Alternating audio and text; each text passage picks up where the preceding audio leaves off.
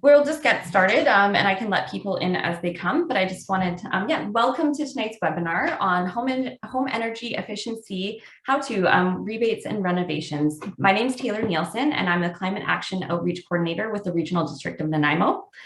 Tonight, I'm just going to do a brief introduction before we jump into the presentation. So this is the first webinar of our Resilient Homes Fall Outreach series. And this series is gauged at increasing awareness around climate action that residents can take in their own home. And we're also going to tell you about all the different rebates and incentives that are available to you. So to help deliver this webinar tonight, we have Jessica Bobier, who's the Climate Change and Resilient Coordinator with the RDN. And we have Gary Kroom, who's an experienced energy advisor, and he's here to answer all your questions that you have about energy assessments. So thank you, Jessica and Gary, for joining us tonight. Before we begin, I'm just going to go over some house rules for the evening. So we are recording this presentation tonight. So if you would like to keep your camera off and not be recorded, please just turn off your video. And please keep yourself muted so we can avoid any disruptions throughout the presentation. Tonight's webinar is going to be packed with information. So if you have any questions that are very urgent and you'd like to, and pertain to the slides that are on the screen, feel free to type them in the chat and we can ask them as we go along. But we're also going to have a question and answer period where you can turn on your microphone, and ask questions that you have to Jessica and Gary yourself. So, and if you have any technical difficulties, please either send me an email, which you would have received an email from me today, or you can enter some comments into the chat box and I'll be available to help you tonight. And before we begin, I just want to say that I'm happily presenting on the Coast Salish traditional territory tonight. And I welcome you to type where you're coming from in the chat box, just so we can see where you're coming from. So thank you, everyone, and I hope you enjoyed tonight's webinar. I'll pass it off to Jessica now. Great, thanks very much, Taylor. So this fall webinar series is presented as part of our Regional District of Nanaimo Green Building Program. We established the program primarily to help residents and the building community improve the sustainability of our built environment. And this program really intends to connect residents with useful resources, provides outreach and education to build awareness, and provides small stackable rebates for RDN electoral residents to help assist in climate action and energy efficiency. And we do a lot of this program delivery in partnership with local knowledge and industry expertise. Tonight, for instance, we've got Gary Kroom, our local energy advisor, who's generously agreed to join us to help answer questions and provide some background on working with a registered energy advisor and how they can help you as a homeowner. So thank you very much, everyone, for joining tonight. Before we get into today's topic, just wanted to touch on a few other events that we happen to have coming up this fall. This weekend, we'll be at this fall home show at Bevan Park Social Center Auditorium. If you're wondering what a heat pump looks like, we'll have a heat pump demonstration model on display for residents to see, as well as information on available rebates, sustainable building in the RDN, and the RDN's Water Smart and Fire Smart programs. On November 2nd, we're partnering with Clean BC and the Cowichan Valley Regional District to host a webinar focused specifically on heat pumps. So if you have any questions regarding heat pumps, please sign up for that webinar. We'll touch on heat pumps in this webinar a little bit, but we really get into the details in that one. And we'll send out a link to register for that in the follow-up email that will come after this webinar tomorrow. And all of the events this fall are really geared towards homeowners to help address some of the common questions that come in through the RDN's Green Building Program, and really to better connect residents with some of the knowledge and resources needed to improve your home's climate resilience and take advantage of the rebates and the industry expertise that's available to help along the way. So today, we're going to take a look at renovating existing homes to improve their energy efficiency and resilience. We'll start by just setting that foundation with some of the benefits of renovating your home for energy efficiency, and then cover a general sequence of how to approach home energy efficiency renovations from a start to finish approach. And in that, we'll cover approaches to planning your renovation, including the EnerGuide home assessments, and working with an energy advisor. We'll then come into some of the key upgrade options that might be proposed for your home, so you get a sense of what might be in that EnerGuide report, and give some general tips on what to consider when pursuing different upgrade options. Lastly, we'll cover some tips on working with contractors and end with some information on rebates. And then throughout the presentation, I'll be referencing a bunch of different guides and resources, so don't worry about trying to document them all. There's quite a number. We'll be sending a follow-up email that includes all of the links to those documents that I referred to throughout the presentation and what they're good for. So let's get started. Our current homes, they have some shortcomings at times. They can be drafty, have relatively high heating bills, and they often don't buffer very well against the external temperature swings that we're starting to experience. Often they're too hot in the summer or too cold in the winter. And in our area, we also tend to have a lot of electric baseboard heating, often without much controlled ventilation. So you might recognize this down here, baseboard heater, classic setup under a window. This might also look familiar to you, which is condensation and moisture along a window with mold buildup. This is at my father-in-law's place. And this is something I've seen in a lot of coastal homes. So another common issue for us that can cause indoor air quality issues and also reduce the lifetime of your home. In the past, this was more an issue of comfort, but as climate change progresses and we experience more extreme weather in our area, our older homes are just not as able to protect us from those extremes. And for most people in our area, this became particularly evident during the heat dome of 2021. And this leads right into the benefits of renovating for home energy efficiency.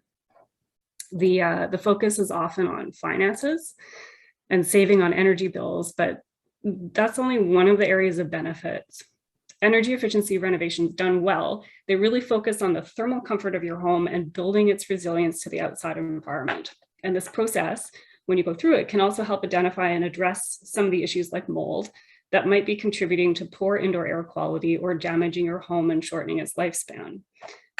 Improving home energy efficiency can also reduce greenhouse gas emissions, particularly if you currently use oil, gas, or propane within your home. Buildings in our area account for about 20 to 25% of greenhouse gas emissions, and reducing emissions from our existing buildings is a really important part of reaching our climate goals.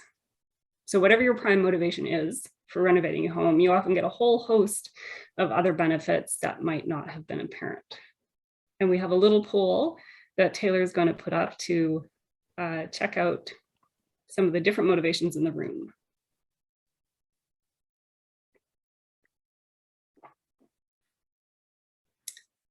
Taylor, I'm seeing, I don't have an option to answer this. The hosts do not have options. Perfect. Yes. As long as others can, that's great. Yeah. So yeah, we have save on energy bills, reducing climate impact. It's great.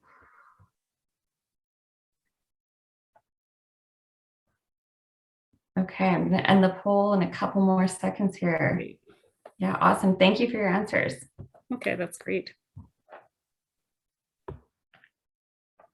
So, regardless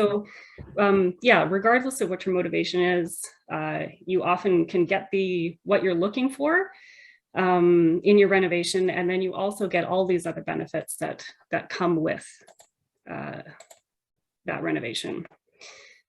Back to climate change, we are starting to see more pronounced effects of climate change in our area. Last year's heat dome, the extreme rainfall events of last year are all types of extreme weather events that are projected to become more frequent in our area. And our older homes are just not as well suited to handling these types of extremes. And we need to start adapting how we build and renovate our homes to better weather those anticipated changes. And that comes into your home's resilience, its longevity, how long you get value out of your house, and how well it protects you and your family.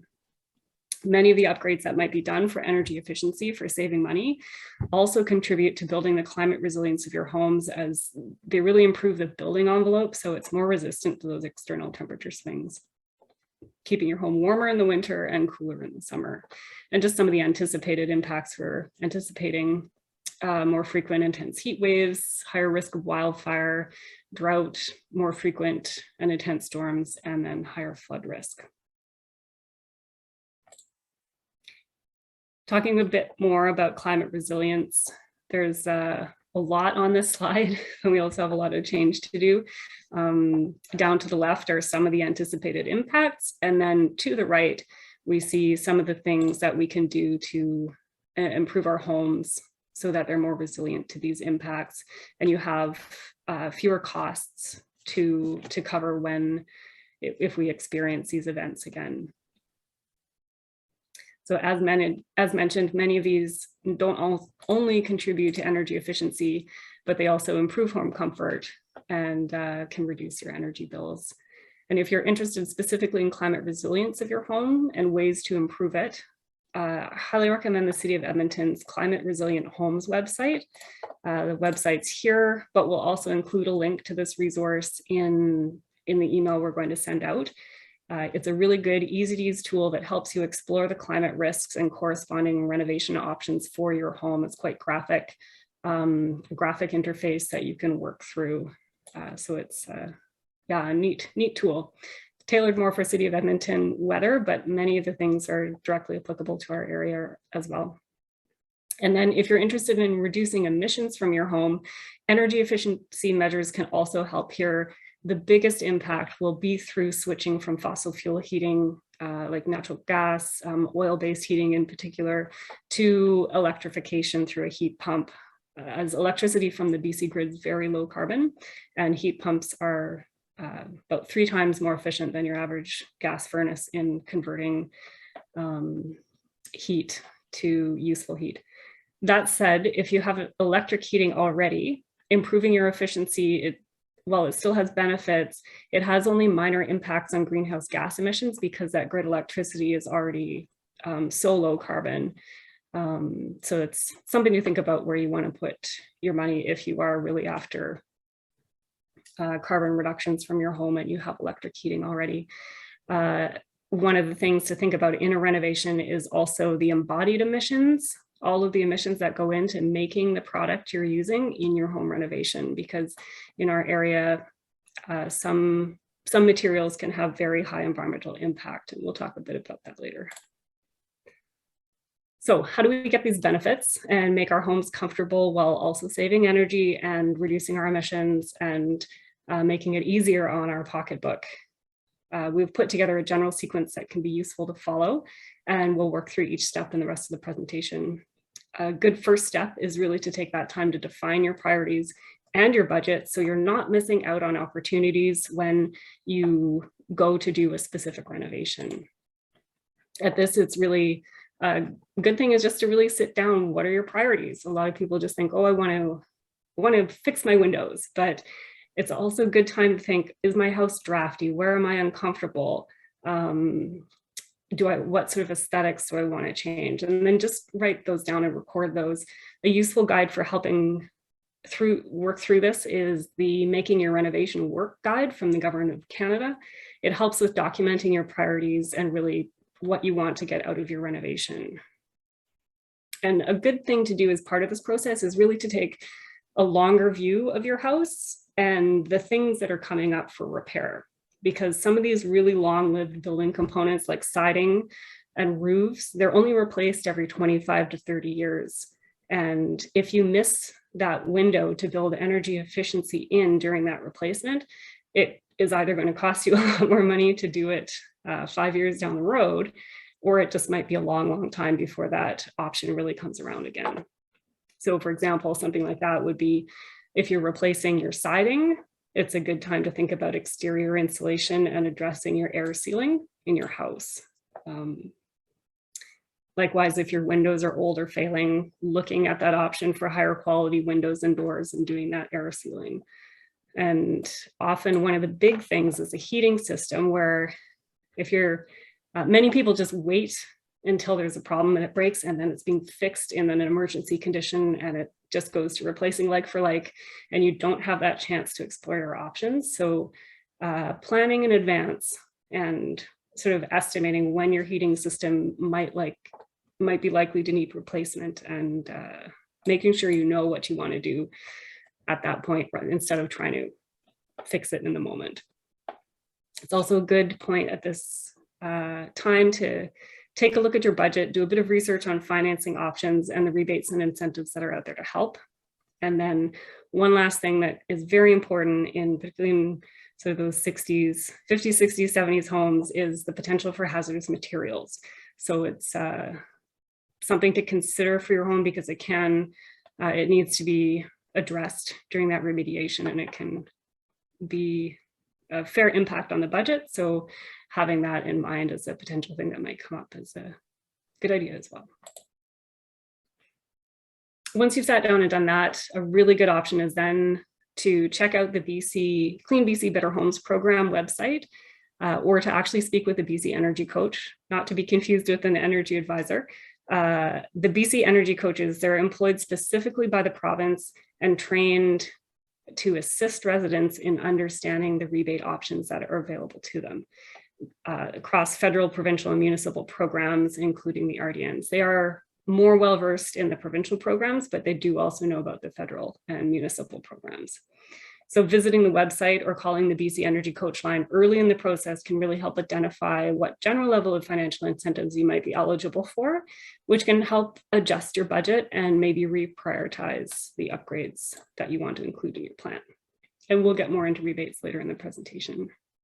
At this stage, it's also a really good idea to register for the Federal Greener Homes Grant Program, which is the main federal government rebate program at the moment. And you can put in a request for a home EnerGuide assessment through that. And that leads us right into our special guest tonight. Gary Kroom is an energy advisor who works locally, who's come to share some background on what energy advisors do and how they can help you through this process. And he'll also tell us a bit about home energy assessments and what to expect out of them. So Gary, I'll pass it over to you. Thanks, Jessica. And I'm glad you sort of started with just the differentiation between the BC Energy Coach and the Energy Advisor, because that's a common question that we get. The BC Energy Coach is really, as Jessica had said, really focuses on the provincial program, but knows a bunch about the federal. We're kind of the other way. We're trained under the federal program, but we know a bunch about the provincial. So we'll have a lot of the same information, but it's different programs, different applications, different processes. So that's where I'm on the energy advisor side. So we assist you with your federal application for the Canada Greener Homes program. And so this slide's talking about some of the things we can do when we're there. We'll help you assess your home. And we provide reports that will prioritize kind of what we see at your home combined with what you're already planning to do. You know, when we talk a lot about heat pumps tonight, and in many of these discussions, that is the single most common thing, but often we'll identify things, you know, different insulation areas that if money is not as much of an issue, it's a really good idea to do some of those insulation things, or maybe address some ventilation before the heat pump, because it does change, you know, the energy usage in your whole house. So whereas in the previous slide, we saw the 1-800 number to call the energy coach to get a hold of us. There are two links on this slide here. One way is the listing on the Better Homes BC website, which is the provincial website, and then as well, the federal program, which is Canada Greener Homes. You can actually select your energy advisor right from there as well. And there is, when you get the number of a company in your area, from either the Better Homes or the Canada Greener Homes portal, you can actually call them directly as well. And I think many homeowners seem to find a benefit in that, because they can find out right away if that person is indeed available in their area in the near future, and they don't have to wait super long. So I think I'm probably ready for the next. So we look at the house as a system, just as it says there. It's based on some principles of building science. So if one area of the home is changed, what effect does it have to another area? For example, you know, obviously, when you add different types of ventilation, it's going to have an effect on air loss. One of the things that we do a test for, actually your energy advisor will talk to you about this, is if your ventilation devices actually are strong enough to pull in carbon monoxide. We actually do a test when we're at the home for that. So that's one of the discussions, because a lot of homeowners will add ventilation on their own without really understanding what effect that can have. And I think I alluded before to, before upgrading your heat pump, maybe look at some of the really big heat loss areas of your house. Maybe it's insulation in the attic, maybe it's the windows. And ideally, it'd be better to do those things first and then the heat pump. But of course, money is always a factor. And yeah, so that's one of the discussions the energy advisor will have with you is what effect a change in one area can have on other areas of your house. So, and this whole process is complicated. We hear that from a bunch of homeowners, but we also hear it's worth it. So one way to address those complications is have your questions ready beforehand. And maybe write them down, maybe email them, and try and get clarification from the start on maybe which application you're supposed to put in at which time, which upgrades might be available through the federal versus the provincial. Get your questions ready from the start. And your energy advisor will actually likely send you some instructions as well, maybe about how to prep your home, ensuring there's access to your attic. A lot of people use those areas as storage, attics and crawl spaces, but we do need to see inside them and measure the insulation levels in those areas. So if you've got boxes and things stacked in front of accesses, that's a good thing to take care of first. And ashes in a fireplace can make a big mess when we do our blower door tests, because it causes quite a flow of air through your house that doesn't usually happen. So cleaning out a fireplace or a wood stove is a good idea as well. So the EnerGuide label, so it will, when we're done our first assessment at your house, we'll send 3 reports.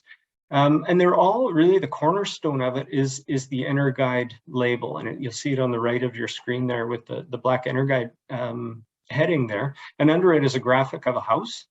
Inside that graphic, that number is called your EnerGuide rating. So all the information that we collect at your home, we plunk it into the software, and then the software spits out a number. And basically that number is an estimate of how many gigajoules of energy that your house will use in a year. And it compares it on that scale compared to other homes. Now, keep in mind, that's really an assessment of the home, not the people in the home. So it doesn't take into account, whether you're a family of 2 or a family of 10, or whether you shower every day, and some people don't. It doesn't take into account any of that. It's based on a standard set of behaviors, so that we can actually, compare apples to apples if we're comparing one house to another. So, and then under that is a box with a pie chart. And that's just an example of one of the pie charts you'll get in the reports you get. The one that you see there is actually, an estimation of the percentage of, what you spend on your home, which part of your home is using that. There's another one included on the home energy, or the homeowner information sheet, which is one of the other reports. Again, a pie chart, but the other pie chart can actually really help you guide you in your priorities, because it'll show, you've got X amount of heat going out your windows and X amount going out your foundation. And if those numbers are, really high in one area, we can highlight them as areas of your home that are probably, one of the biggest heat loss areas. And as well on there, and beside that, that pie chart is an estimation of how much electricity versus gas or propane, if you have that in your home.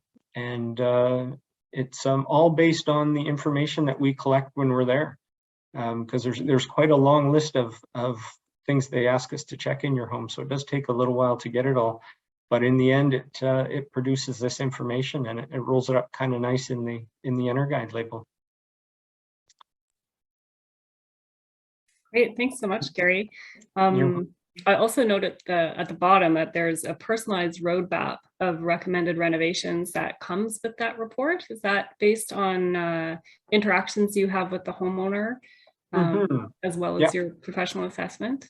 Yeah, it is. It's sort of the third report in the three that we send you, and it's called the Renovation Upgrade Report, and it's very much personalized to things you're intending to do, as well as the additional stuff that we find when we're poking around in the crawl space in the attic. There's two of the most common, and it'll have a list, and we prioritize it one through whatever. If there's 4 or 5 or 6 recommendations there, we'll prioritize it.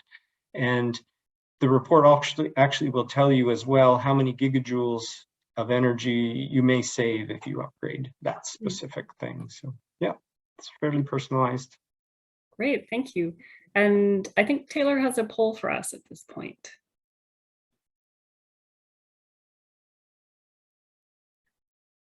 Okay, is it working? Yep. Great.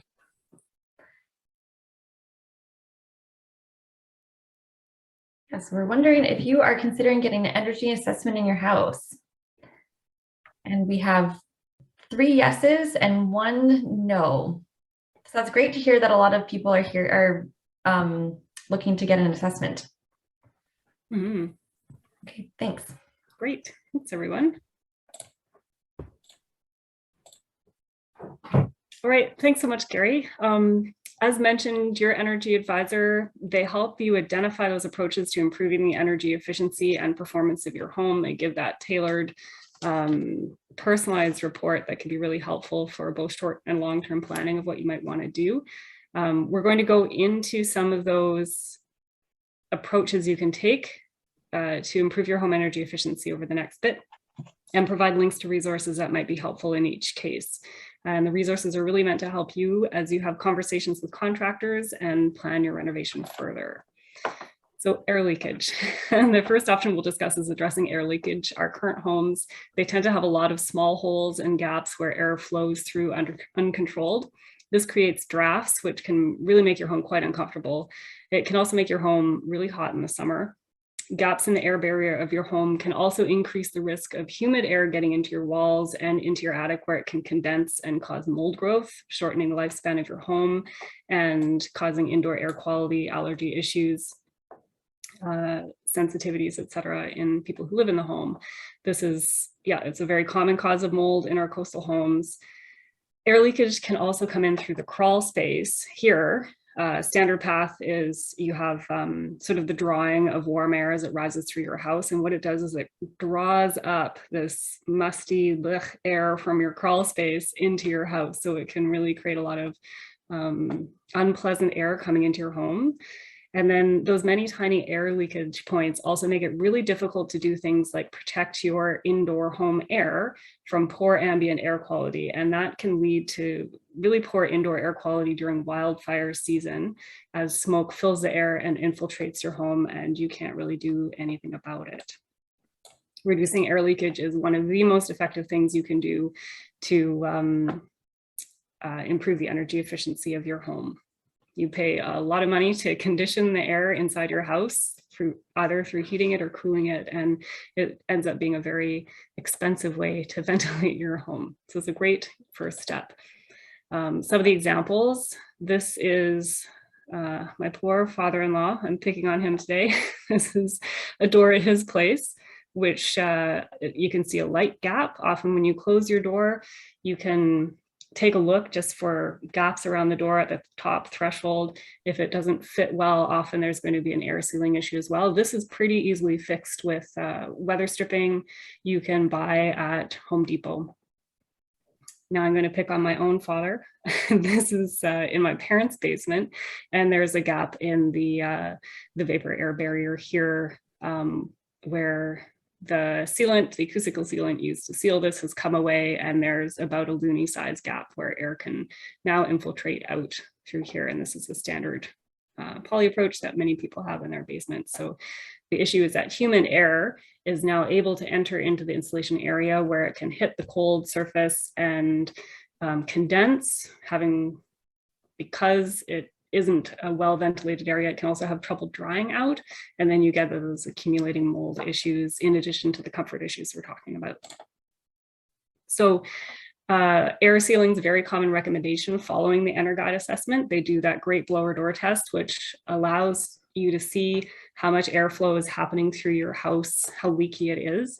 And there's some pretty easy approaches to fixing some of these problems. The EnerGuide assessment will often also identify the big loss areas in your house, those attic hatches, and other penetrations through your building envelope that can be big sources of leakage.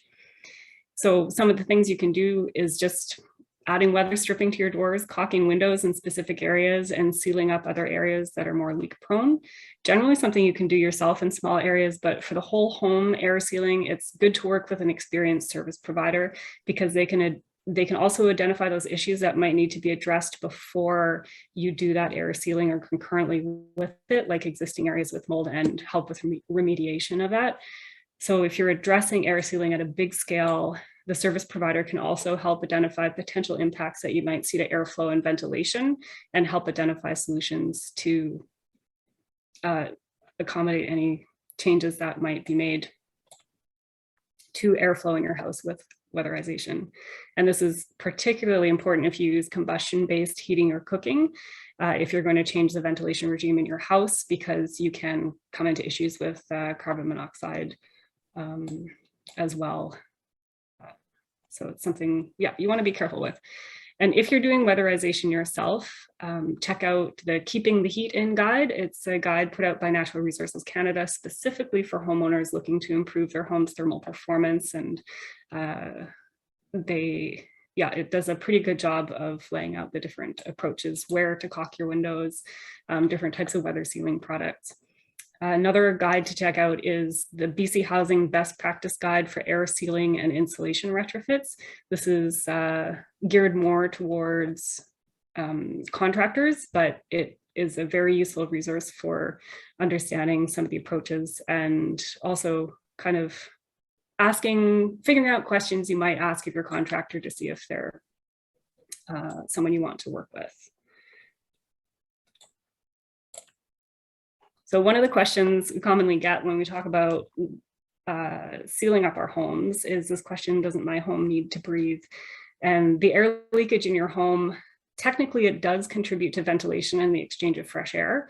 Unfortunately, this leaky approach to ventilation is really expensive, it's inefficient, and it can lead to long-term damage of your home.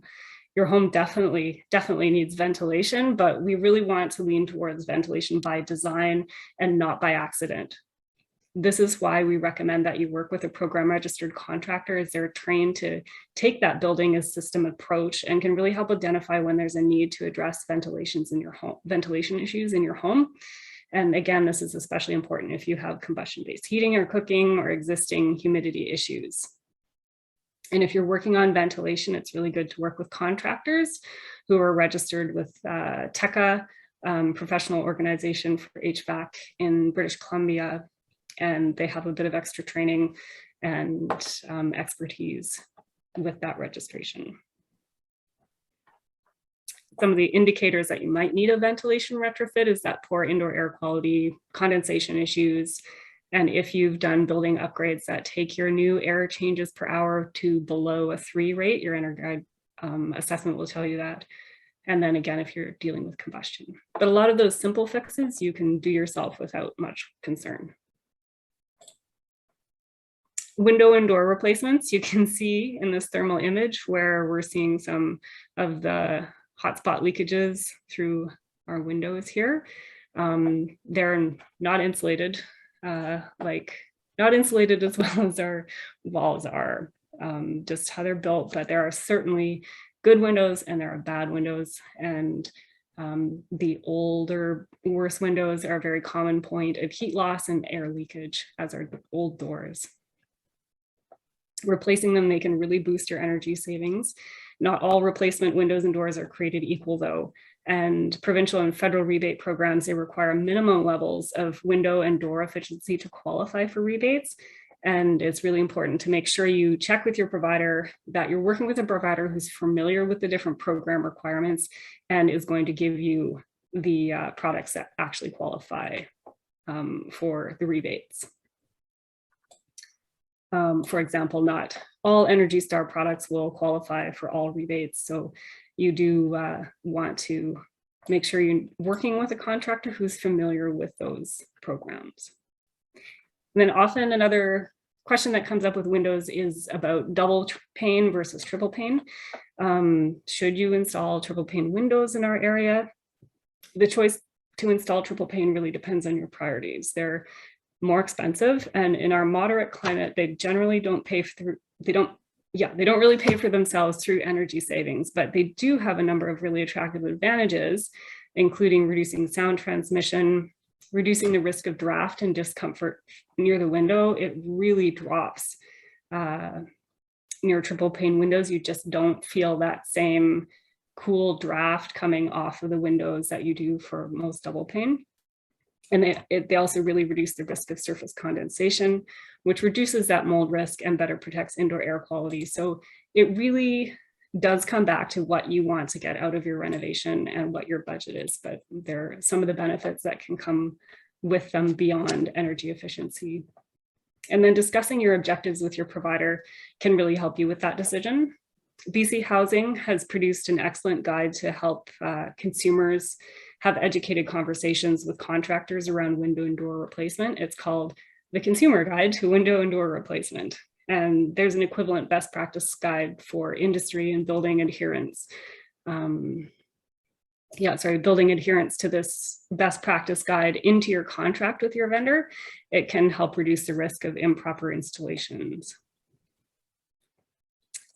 So those guides kind of go through the different attributes of windows and doors and what to look for in energy efficient replacements. And again, we'll include a link to those in the email we send out after this.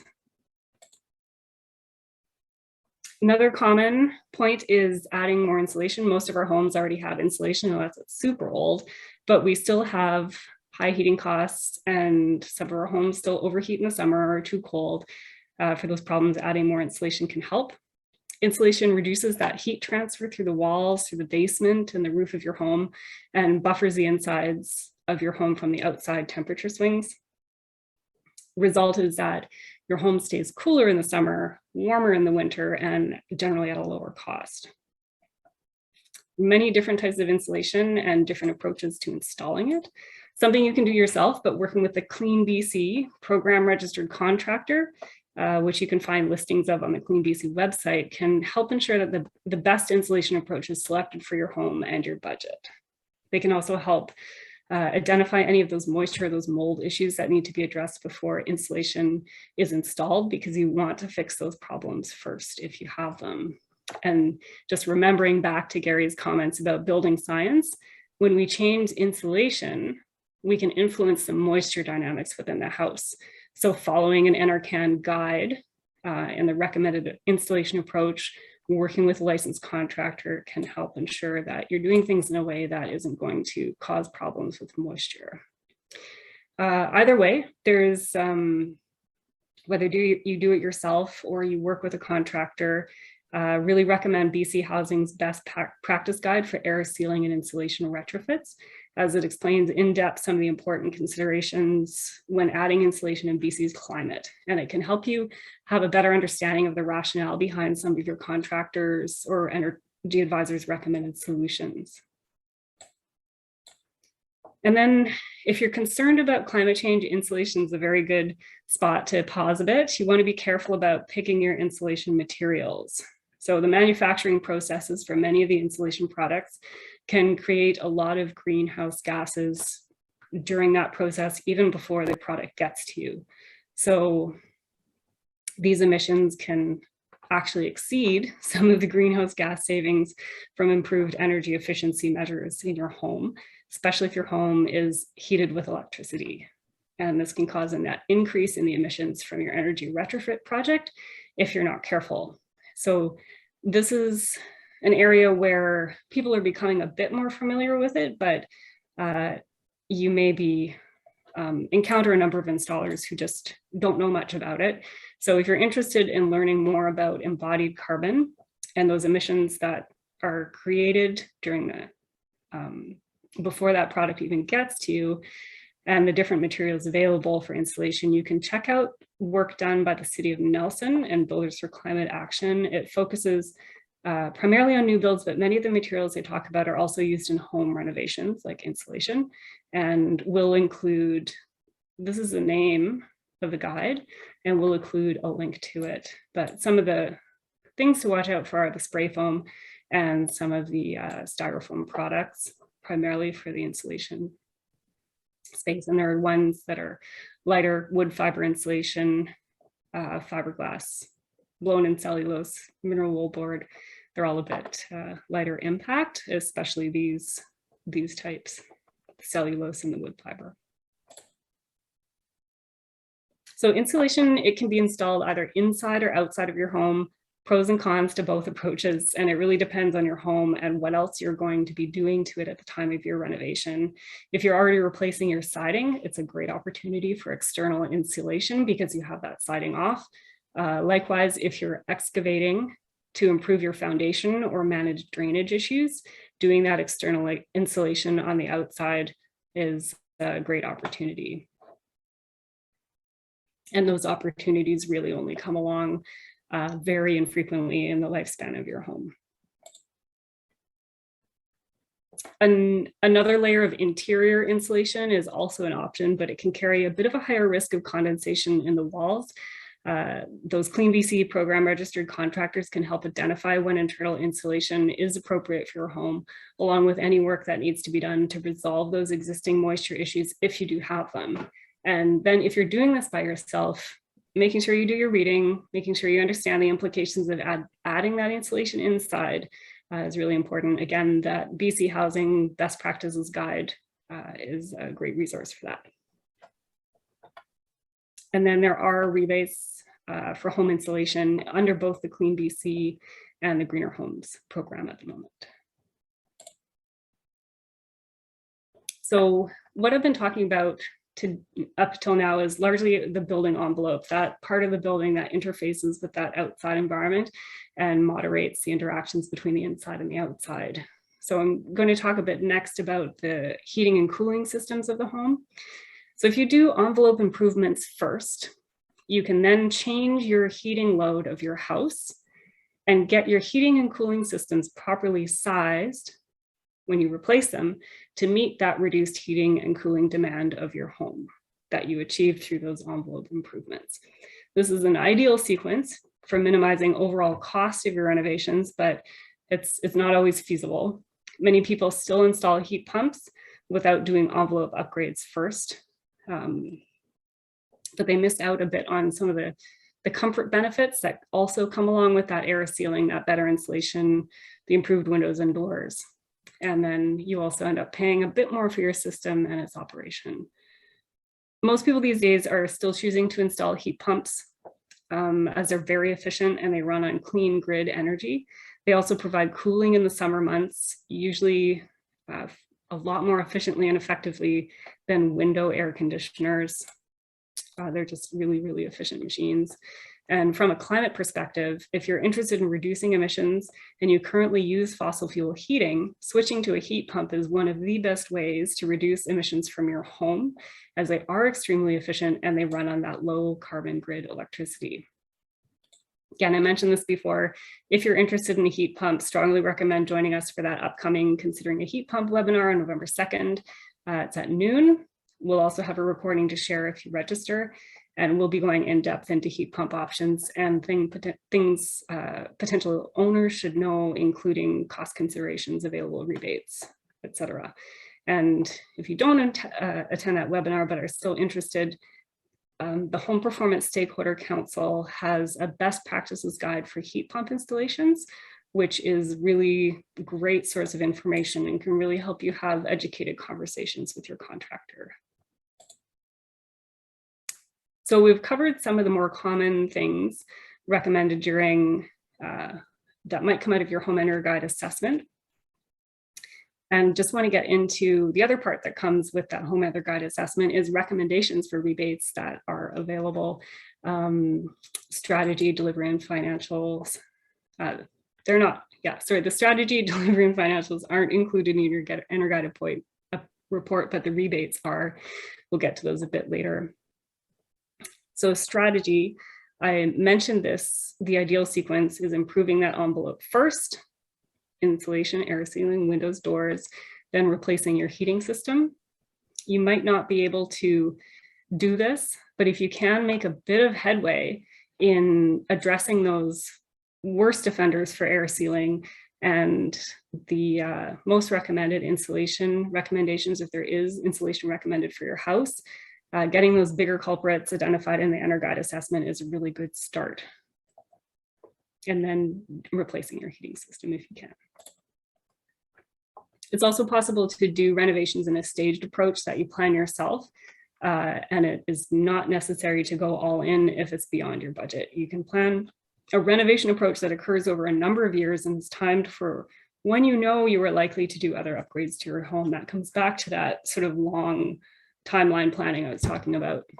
Really comes down to you and your priorities, and working with your energy advisor to refine your plan based on their assessment of your home and those initial conversations you have with your energy advisor to develop a logical sequence of renovations that's going to work for you and your budget over time. So having that clear plan with those stage renovations, it can really help ensure that you don't miss those big opportunities that only come around every so often, like when you're replacing your siding or your roof.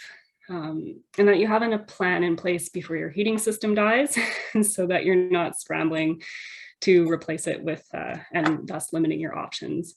So that clear plan, it really helps you also identify what's coming your way on in terms of expected expenditures. So you know you can save up for what you might need when the time comes. And if you have that plan, you can discuss with your contractors so that each renovation stage makes allowances for the next renovation stage. For example, if you're having new windows framed, you can have them framed in a way that allows for the easy addition of future external insulation and creates an easy attachment point for the air barrier replacement if you're going to do an external air barrier. So these are conversations you can have with your contractor to make sure that things are set up for the next energy efficiency thing you're going to do in the future. And having those conversations with your energy advisor so they can help come up with those recommendations for you is a great opportunity to grab. And then you can request those contractors look at that sequence and think about not only the renovation they're doing, but making room for that next renovation too.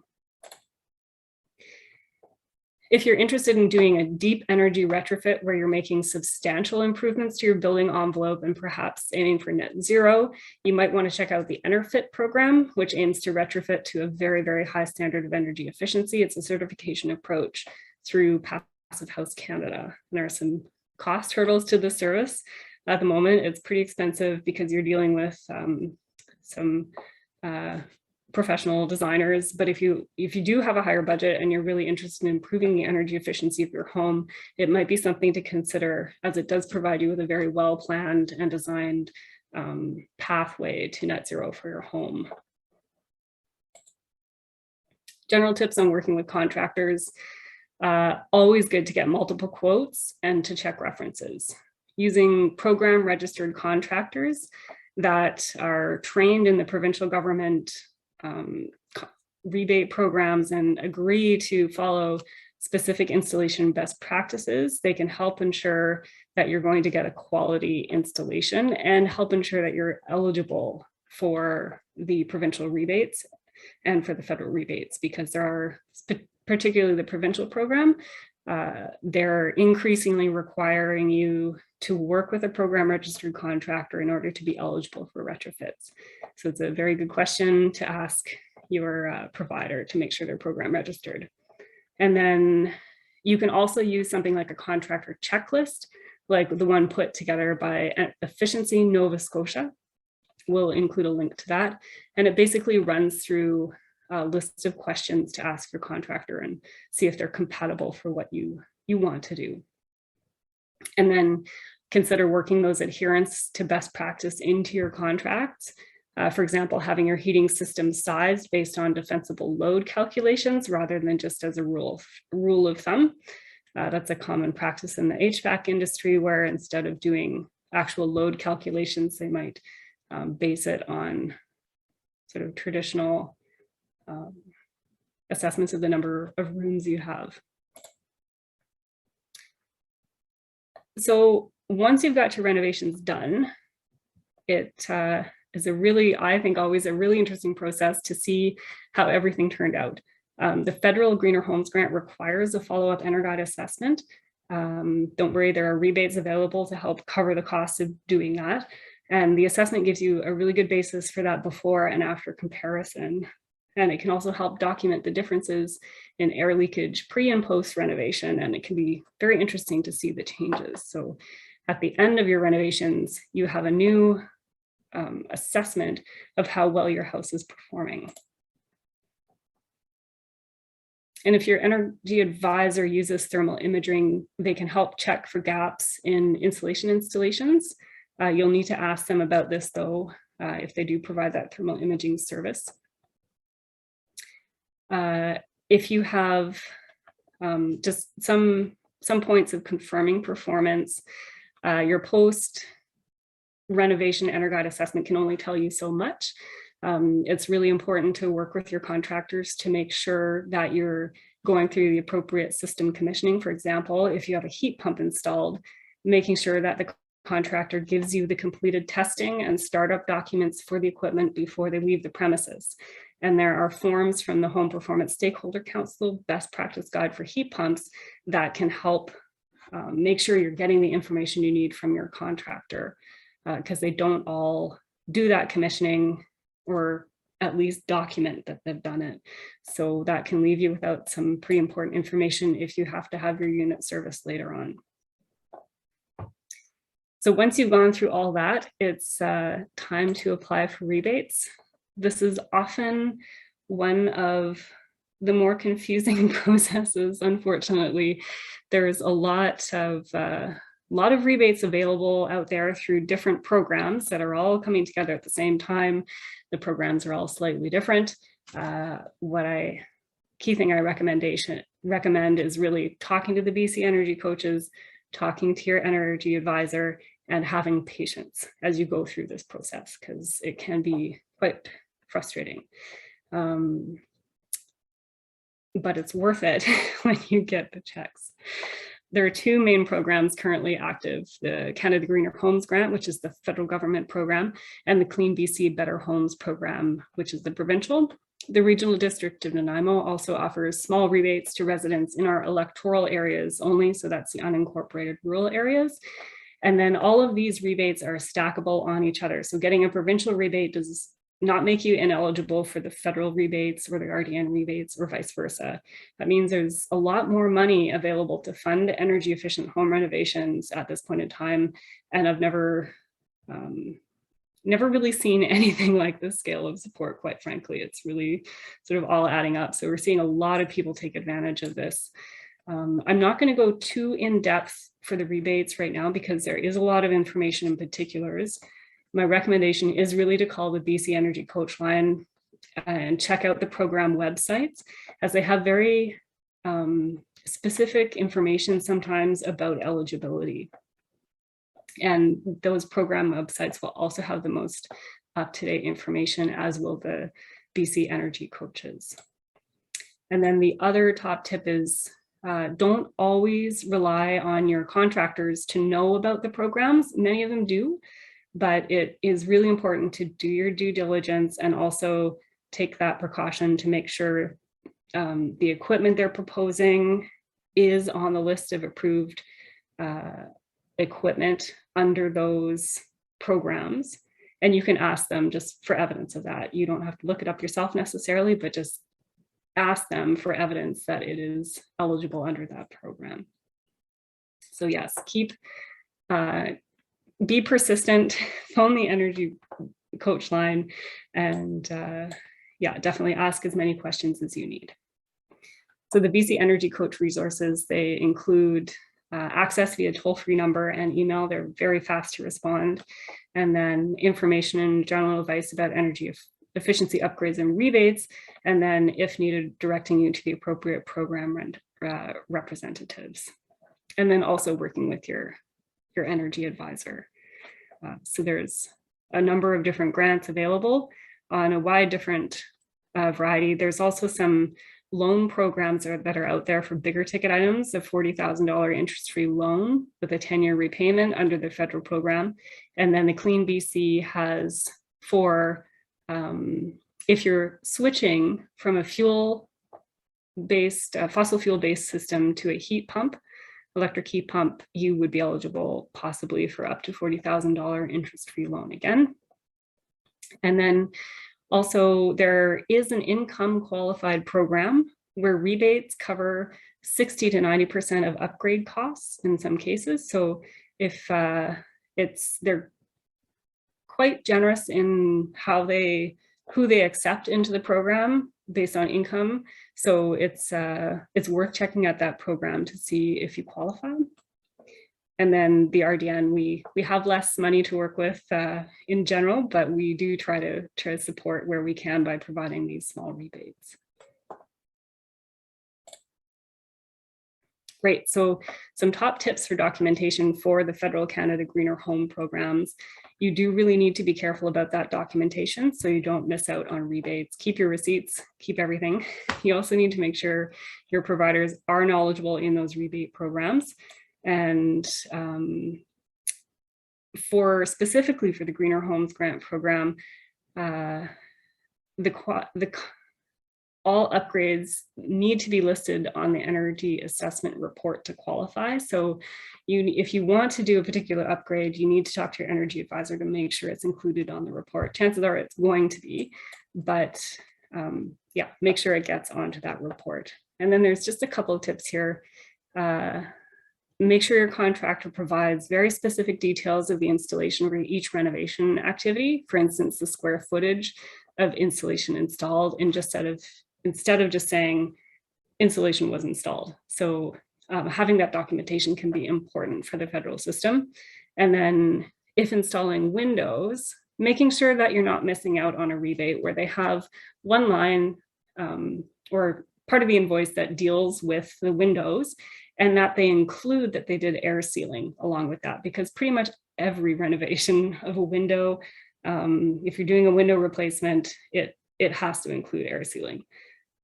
So you don't want to miss out on that one. And then on heat pumps, if you're doing a heat pump replacement, making sure the contractor includes their HRIA registration number on the invoice.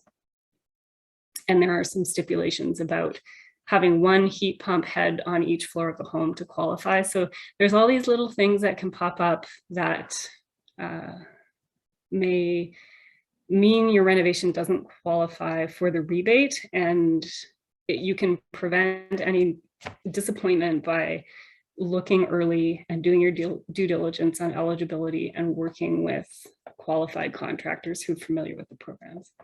And then for all grant programs, make sure you keep your receipts and invoices. So we've gone through some of the benefits of home energy efficiency, different renovation options, and we've generally followed the sequence outlined here. I've added the best next step here, which is to register for the Federal Greener Homes Grant here. I tagged it onto the start. This can get you in line for a home energy assessment. And as you wait for that home energy assessment, you can define your priorities and your budget and start developing your plan so you have it ready to discuss with your energy advisor. And then when you get your EnerGuide assessment, you can refine your plan, read some of the resources on specific upgrades so you're knowledgeable going into contractor selection, using those program qualified contractors, and then keeping all your receipts throughout. You can then get your follow-up EnerGuide evaluation and see what improvements were made to your home. Then apply for the applicable rebates. So just to recap, define your priorities and budget, find out about those available resources and develop your, adjust your plan accordingly with the BC Energy coaches, evaluate your house with an energy advisor, refine your plan again, work with your contractors, confirm performance, and be patient and keep all your documentation while you apply for the rebates. So that's all I have for tonight. We're open for any questions you might have. We have contact information here for the Regional District of Nanaimo Green Building Program and the rebates we offer, BC Energy Coach Program, Clean BC Better Home Rebate Guide, and then the Canada Greener Homes Initiative as well. So happy to take any questions that people have. Awesome. Thank you, Jessica. So everyone, if anyone has a question, feel free to unmute yourself. We do have a smaller crowd here tonight, so I don't anticipate any overlapping. So you can either unmute yourself, or if you go on your bar with all the controls, there's a reaction button where you can raise your hand and we can call upon you if you'd like. Or type them in the chat box, of course.